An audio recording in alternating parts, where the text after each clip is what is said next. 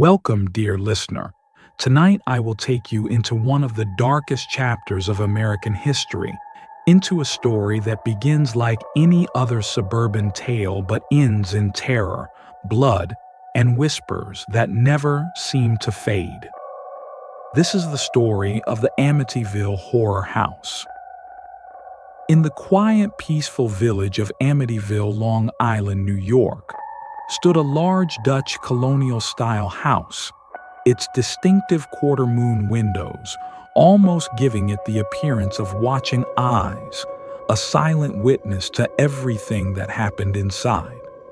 For the neighbors, it was simply 112 Ocean Avenue, a fine property with a boathouse at the back, a large yard, and a family home like any other. But behind its walls, something sinister began to take root, and it would shock America forever. On a cold November night in 1974, the DeFeo family, Ronald Sr., his wife Louise, and their children Dawn, Allison, Mark, John, and the eldest son Ronald Jr., whom everyone called Butch, were asleep inside that house. The silence of the night was broken not by the wind or the sound of the river nearby, but by the echo of gunshots. Butch, who had long been troubled, addicted, and deeply resentful of his strict father, took a rifle and walked from room to room, executing his entire family. He shot his father first, then his mother, then each of his siblings, one by one, in their beds. The horror of that night became front-page news. A family wiped out in cold blood, murdered by their own blood. The police reports shocked the entire town. People whispered about how it could have happened, how no one had woken up despite the loud blasts of the rifle, how the children lay as if they never even had the chance to scream. Some said it was drugs, some said it was rage. But many whispered that there was something more, something darker, as if Butch had been driven by forces he could not resist. At his trial, Ronald Butch DeFeo claimed that voices in the house told him to do it. He said he had no choice, that an unseen power guided his hand, that the house itself demanded blood. The jury rejected his plea, and he was sentenced to life in prison. But the seed of something supernatural had already been planted in the minds of many. And then, 1 year later, the house welcomed new guests. George and Kathy Lutz, along with Kathy's 3 children from a previous marriage, thought they had found the perfect home, a spacious property at a price that seemed too good to be true.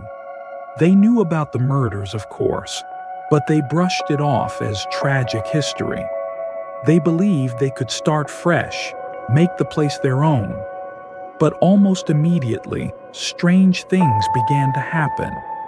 On their very first night, George woke up at exactly 3:15 a.m., the very time when the murders had taken place. He felt a compulsion, as if someone had nudged him awake, and when he looked around, the house seemed colder than it should have been. Despite the heaters working, despite the fireplace burning, there was a bone-deep chill that never went away. Days turned into weeks, and the Lutz family began to realize that they were not alone. Doors would slam shut on their own, windows would jam or suddenly fly open, and unseen footsteps echoed through the hallways. Kathy would feel invisible hands touching her when no one was there, and sometimes she would wake up to find herself levitating above the bed, unable to scream, frozen in terror. The children began to see things too, strange shadows in their rooms, glowing red eyes peering from the windows. One of the children even claimed to have befriended something in the house, a pig-like creature with glowing red eyes they called Jody.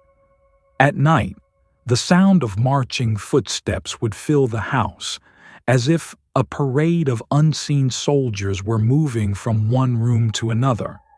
The toilets would blacken with sludge. Crucifixes would twist upside down, and the air would throb with a feeling of rage, a pressure so heavy it was as if the walls themselves were breathing. George, meanwhile, began to change. The once calm and kind man grew irritable, angry, almost violent, and he became obsessed with the house's fireplace, always chopping wood, always tending the flames, as if he needed to keep something alive inside it. He too kept waking up at 3:15 every night, hearing whispers, sometimes the faint sound of a gun being cocked, sometimes the cries of children.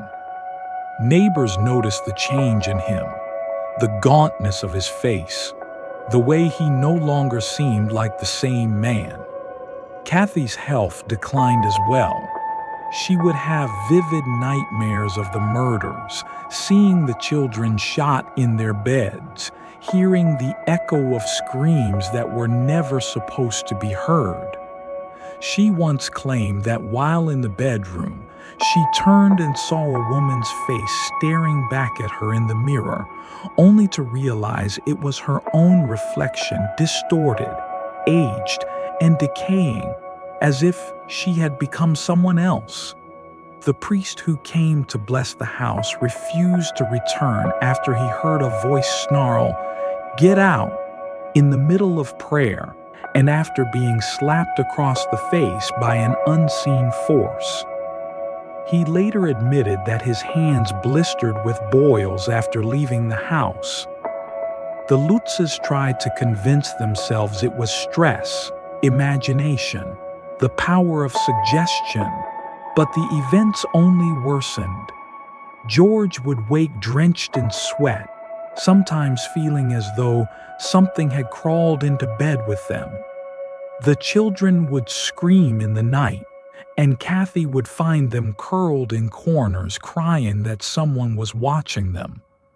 One night, as George walked past the boathouse, he swore he saw a shadowy figure standing inside, its eyes glowing, waiting. He ran to check, but found nothing, only muddy footprints leading into the water and disappearing. Slowly, the house seemed to take over their minds, twisting reality. Doors ripped off their hinges, slime oozed down walls, and cold spots froze entire rooms to the point of their breath crystallizing in midair. George became convinced that the house itself was alive, that the murders had been only the beginning, and that it wanted more blood, more lives.